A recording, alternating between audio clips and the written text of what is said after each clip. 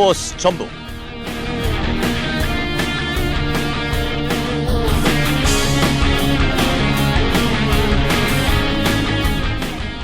여러분 한 주 동안 안녕하셨습니까? 여기는 전주 공동체 라디오에서 방송하는 스포츠 전북입니다. 저는 스포츠 캐스터 신복철입니다. 매주 월요일 오전 10시부터 방송되는 스포츠 전북은 FM 93.5MHz 그리고 또 유튜브로 방송됩니다. 오늘도 전북현대 프로축구 소식 그리고 기아 타이거즈 프로야구 소식 전해드리고요. 아마추어 소식은 고창군 체육회 오철환 회장님을 모시고 고창군 체육회에 대해서 자세히 알아보도록 하겠습니다. 스포츠 전북은 유튜브로도 방송됩니다. 좋아요 꼭 부탁합니다. 저희 공동체 라디오의 스포츠 전북이 지난 3월 10일부터 방송을 시작했습니다. 유튜브를 시청하시면서 여러 가지 의견을 주시고 계시는데요. 정말 진심으로 감사드립니다. 그 내용 중에 새로 짓는 전주 야구장에서 기아 타이거즈 경기를 볼 수 있느냐라고 질문하신 분들이 몇 분 계십니다. 제가 알고 있는 내용을 오늘 좀 말씀드리고자 합니다. 우선 새로 짓는 전주 야구장의 규모가 외야석 없는 8전석 규모입니다. 그러니까 본부석과 1루 그리고 3루 쪽에만 관중석이 있는 야구장을 건축하고 있는 거죠. 혹시 여러분 국내 프로야구 경기가 열리는 구장 중에 10,000명 이하를 수용하는 경기장이 있습니까? 이게 바로 정답입니다. 전주시 예산이 부족해서 8,000석 야구장밖에 지을 수 없다고 합니다. 자 그렇다면 우리가 전주 시민 모금 운동이라도 해야 되는 거 아닌가요? 여기는 전주 공동체 라디오 스포츠 전북입니다.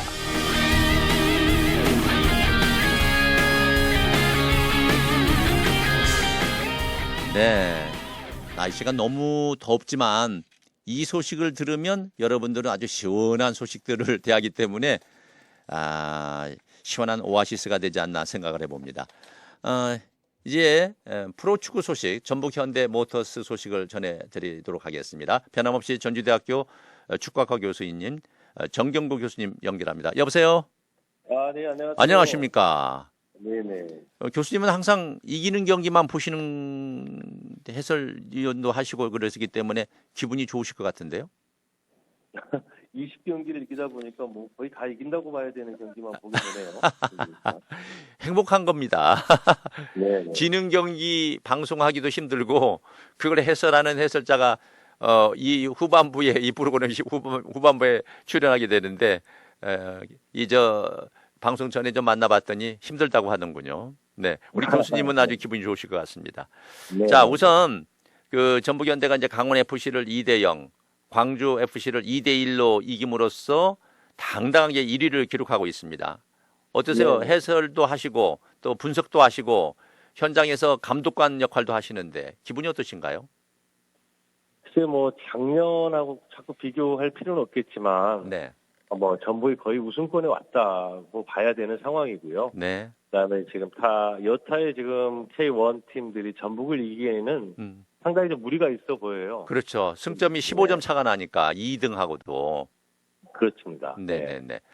그 강원 FC를 2대0으로 이겼잖아요. 네네. 이 경기에서 이제 김진규 선수가 경기가 끝난 다음에 이제 중거리 슛 첫 골을 득점하는 그런 골키터가 되다 보니까 이제 경기 후 기자회견을 가졌는데 이 김진규 선수가 왜 이렇게 성적이 좋냐라고 질문하니까 몇 가지 본인이 대답을 했어요. 그런데 네네. 우리 정경구 교수님의 검증을 좀 받아야 될 것 같습니다. 제가 몇 가지 질문을 할게요. 네네. 네, 보획 감독은 선수들의 장점을 뽑아내어 선수들에게 명확한 역할을 부여하고 이해하기 쉽도록 전술을 설명하고 있다. 맞습니다. 맞습니까? 네네네. 그거 맞으면 분명하고요. 네. 경기마다 그러한 자기들 본인이 추구하는 축구를 명확하게 구사할 수 있는 선수를 활용하고 있잖아요. 그걸 증명하는 게 베스트 11을 거의 고정하다시피 해서 경기를 운영하는 그런 특징을 보여주고 있어요. 네네. 그런데 베스트 11을 고정해서 매번 마다게 경기를 하는 감독님이 정말 계신가요? 우리 포획 감독님 말고 우리 그렇지는 않죠. 프로축구라고 하는 것이 네. 경기 일정이 굉장히 또 타이트하잖아요. 네. 여름 같은 체력적인 소비도 많고. 네. 그런데 또 전북 같은 경우는 이번에 이적 시장에서 새로운 선수들을 또 몇 명 이렇게 추가해서 지금 충원하고 있잖아요. 네. 이런 것들을 봤음에도 본인이 가고자 하는 축구를 명확하게 구사할 수 있는 선수를 계속 사용하고 있단 말이죠. 네. 그래서 이게 포엣이 갖고 있는 전술적 운영에도 그렇고 본인의 철학도 그렇고 거기를 하기 위한 준비 과정의 훈련, 이 훈련 양도 상당한 걸로 저는 알고 있거든요. 네, 네, 네. 자, 그러면은 이제 다음 지난 동계 훈련 때 축구 선수들은 운동장에서 많이 뛰어야 한다며 그동안 하지 않았던 그런 엄청난 훈련을 했다고 하는데 그거 가능합니까? 프로 축구에서? 엄청난 양을 뛰었답니다 하는데. 그렇죠. 저도 듣긴 했습니다만 뭐 비시즌에는 선수들의 어떤 체력, 근력 이런 부분들 전술의 완성도를 높이는 기간이잖아요. 네. 시즌이 없는 기간에는. 근데 그때 포엣이 와서 전북을 빠르게 진단했고 그때 선수들의 개인적인 능력은 이미 오기 전에 영상으로도 확인이 됐었을 것 같고요. 네. 그때 가장 먼저 시행했던 게 선수들의 어떤 체력 훈련이었다고 얘기를 들었습니다. 네네네. 자, 전북 선수단 전체가 유기적으로 움직이며 다른 시즌에 비해서 활동량이 엄청나게 늘어났다. 그 결과가 시즌 중에 현재 나타나고 있다라고 기자들에게 얘기했습니다. 맞죠. 분명한 얘기죠, 이건. 네. 유기적인 움직임. 네. 그렇죠. 뭐 경기장에 보시면 아시겠지만 뭐 김태현이나 송민규, 전진우 이런 선수들이 볼을 주고 받고 움직이고 공간을 창출하고 이런 것들을 보게 되면 선수들의 어떤 유기적인 움직임은 내일 운동장에서 우리가 경기 때마다 검증하고 확인될 수 있고요. 네. 이런 것들이 이제 결국 뭐냐면 그동안 전북이 보지 못했던 그러한 상황 속에서 기회를 만들고 그게 또 득점으로 결과를 만들어주는 아주 뭐 축구로서는 아주 정석적인 형태들을 잘 보여주고 있는 거죠. 네네네. 그 김진규, 강상윤, 전진우라는 새로운 선수가 사실 전북현대에 와서 베스트 11에 껴가지고 아주 활약을 대단히 하고 있는 거 아니겠습니까? 그러니까 결국 이게 맞아떨어진다는 얘기가 되는 거죠. 네, 그렇습니다. 네. 자, 시즌 중에 이제 웨이트 트레이닝도 엄청나게 실시하고 있다. 사실은 동계 훈련이나 이런 때는 웨이트 트레이닝을 엄청 많이 하고 있고 시즌 중에는 좀 이 양을 줄인다라고 저희들은 알고 있는데 그래서 그것이 경기에 긍정적으로 반응 보이고 있다. 어떻습니까, 교수님? 뭐 서로 맞는 얘기일 수도 있지만요. 일단 그 겨울에 웨이트 트레이닝도 근력이나 또 이런 부분들을 충분히 만들어내는 과정이 필요하지만 네. 시즌 중에도 이게 이런 근력이 떨어지지 않게끔 유지시키는 것도 굉장히 중요하거든요. 네네. 그래서 이 훈련 중 과정 속에 분명히 이게 포함되어 있다. 이렇게 보는 게 맞는 것 같습니다. 네네네. 자, 결국 축구는 전술적인 움직임도 필요하지만 가장 중요한 것은 훈련량, 운동량이다. 이렇게 마무리를 지었어요. 김진규 선수가. 네네. 네. 어때요? 이것도 뭐 맞는 얘기 같아요. 훈련량도 굉장히 중요하고. 네, 그렇지만 저는 이게 선수나 또 그 포엣이 서로에 대한 것들을 공감하기 시작하면서 우리가 비시즌 아니면 휴식기라도 우리는 최대한 내 몸을 프로 선수처럼 잘 만들고 준비되어 있어야 된다라는 것으로 해석하면 좋을 것 같습니다. 네네. 예전에 이제 전북현대 예전이라면 이제 작년 그 전에 보면 후반 그러니까 후반 한 30분 넘어서 끝날 때까지 보면 실점하는 경우가 많았었거든요. 그런데 이제 요 근래 포엣이 맡아서 경기를 지휘하시면서 그런 확률이 이제 줄어들면서 잘 실점하지 않고 초반이나 중반에 득점한 점수를 유지하고 있거든요. 이런 점이 바로 이제 앞에서 김진규 선수가 얘기한 거고 맞아떨어지는 거 아닌가요? 글쎄요, 이제 포엣의 그 경기 운영한 모델을 보게 되면 먼저 실점을 하게 되면 따라가는 힘을 발휘하고요. 먼저 또 득점을 하게 되면 이걸 잘 지킬 수 있는 방법들을 명확하게 제시를 해요. 보면. 맞습니다. 그래서 이 두 가지가 경기 상황에 아주 적절하게 잘 맞아가고 있고 또 선수를 교체 자원이라든지 이런 선수들이 자기 역을 정말 잘해주잖아요. 자기 역할들을. 이런 것들이 바로 지금 결과로 나타나고 있기 때문에 지금 전북현대가 1위를 아주 굳건하게 지키고 있는 이유가 되지 않을까 그런 생각이 듭니다. 그렇다면 김진규 선수의 기자회견에서 나왔던 얘기들이 우리 교수님께서 긍정적으로 다 평가를 했기 때문에 100점으로 간주하겠습니다. 김민기 선수가 아주 잘 파악하고 있네요. 전체 그 팀들의 상황을 말이죠. 자, 이제 그런 영향이 계속되면서 전주 월드컵 경기장에 한 시즌 벌써 20만 명이 돌파를 했어요. 그래가지고 지난 강원 FC와의 경기에서 13,795명이 입장해가지고 20만 명이 돌파해가지고 현재 전주 경기에 20만 8,600여 명이 올 시즌에 입장을 하셨다고 합니다. 기분 좋더라고요. 관중이 많으면은. 그렇죠. 그게 네. 뭐 주말 경기도 아니고 우리가 K리그 보면 저도 여기저기 다녀봅니다만은 홈 경기, 주말 경기도 13,000명 이렇게 오기 쉽지 않거든요. 네. 이게 주중 경기였단 말이에요. 네네. 그래서 이게 엄청난 지금 전북 현대가 왜 1위를 하고 있는지를 이런 숫자로 우리가 정량적으로 정확히 보여주는 게 아닌가라는 생각이 듭니다. 네.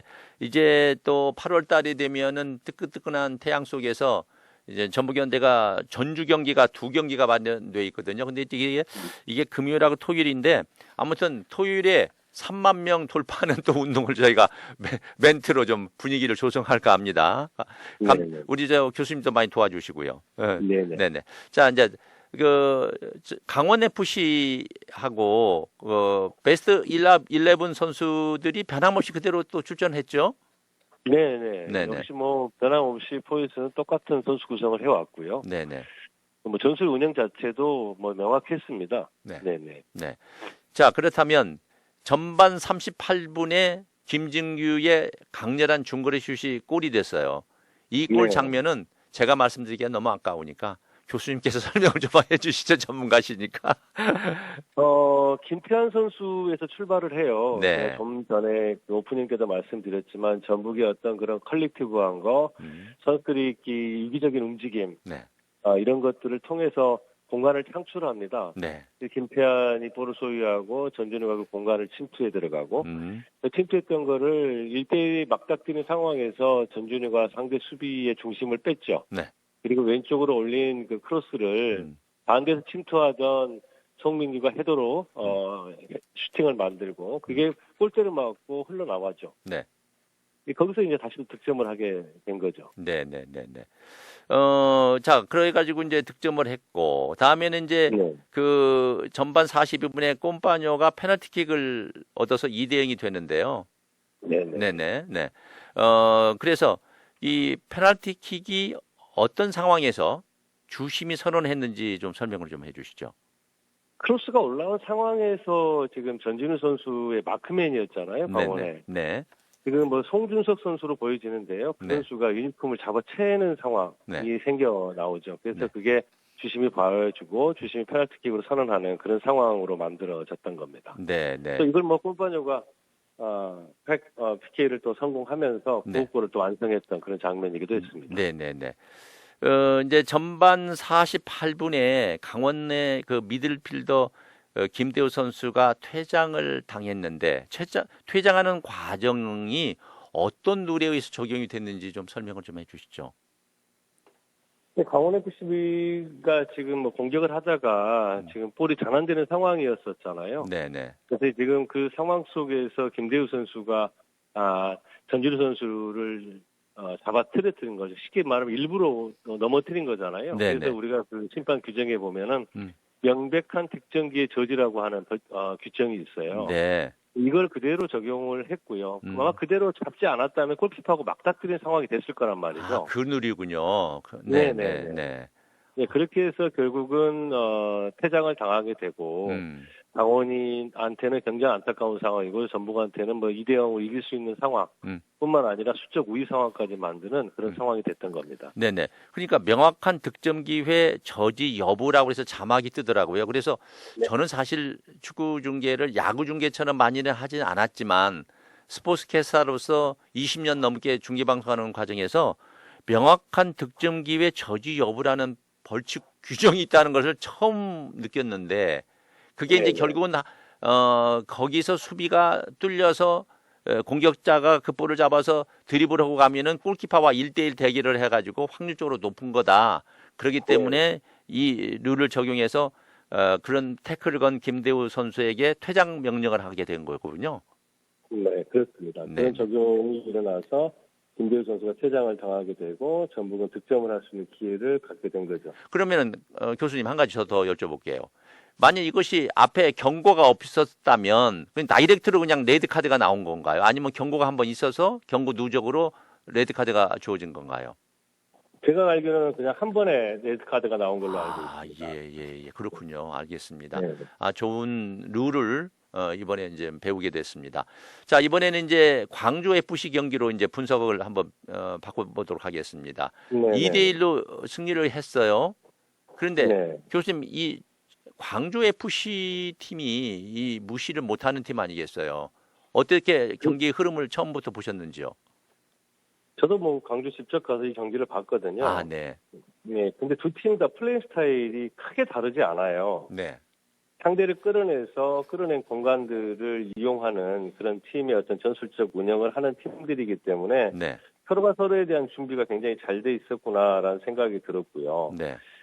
사실 전북이 한 10여 분 정도까지는 전북이 아주 조금 경기를 주도하는 형태로 나가거든요. 앞에서 나가서 라인을 올리면서 압박도 하고 프레싱도 해가면서. 네. 근데 이게 전북이 원하는 경기로 흐름이 이렇게 바로 바뀌지는 않더라고요. 네. 이게 보니까. 근데 상당히 이제 경기 전체로 보게 되면 전북이 원하는 경기를 하지 못했지만 결국은 결과를 가져왔다. 네.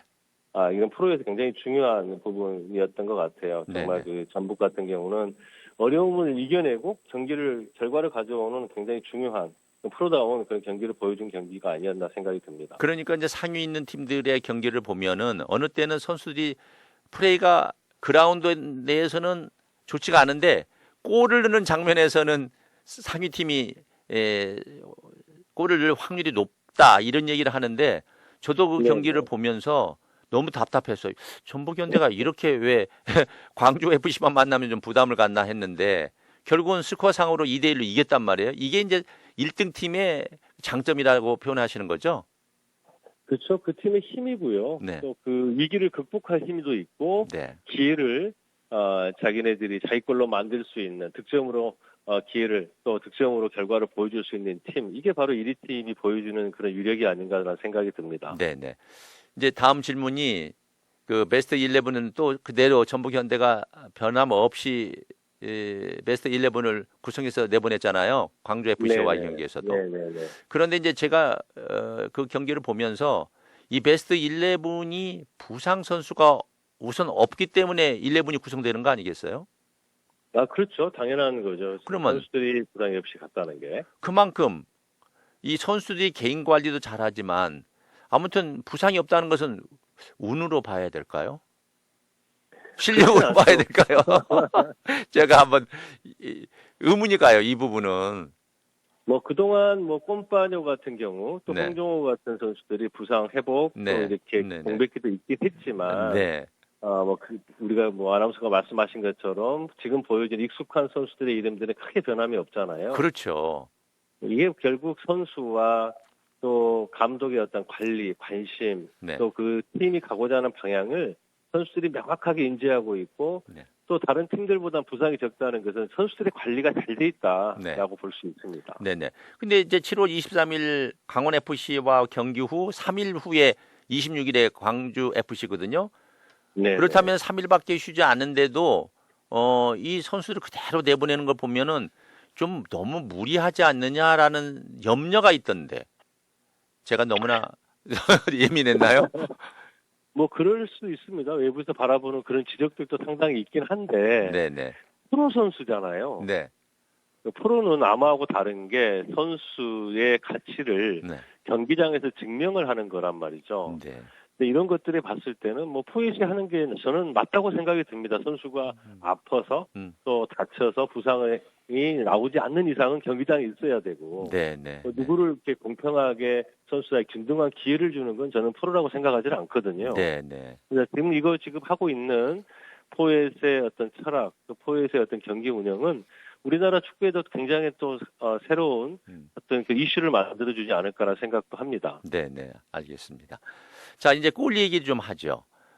이제 김진규 선수가 강원 FC와의 경기에서 한 골을 득점을 하고 연속 득점을 해요.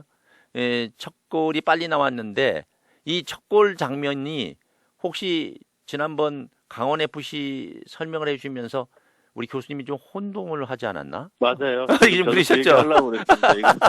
저도 깜짝 놀랐어요. 지금 그래서 네, 그 얘기를 하려고 그랬는데, 네네네. 저도 이게 경기를 두 개를 같이 그러니까 보다 보니까 네, 네, 예, 우리 교수님이 그렇지 예, 않으신데 예. 아무튼 네, 그 얘기는 이제 뭐 앞에 경기는 제가 이제 그 강상원의 패스를 받은 김진규 선수가 수비 공간이 잠깐 비는 틈을 타서 중거리 맞아요. 슛을 때린 네, 거다.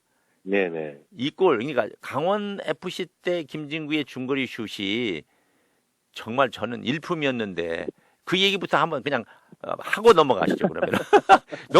너무 꼬시 머리쳤는데 너무 쉽게 말씀하셔서.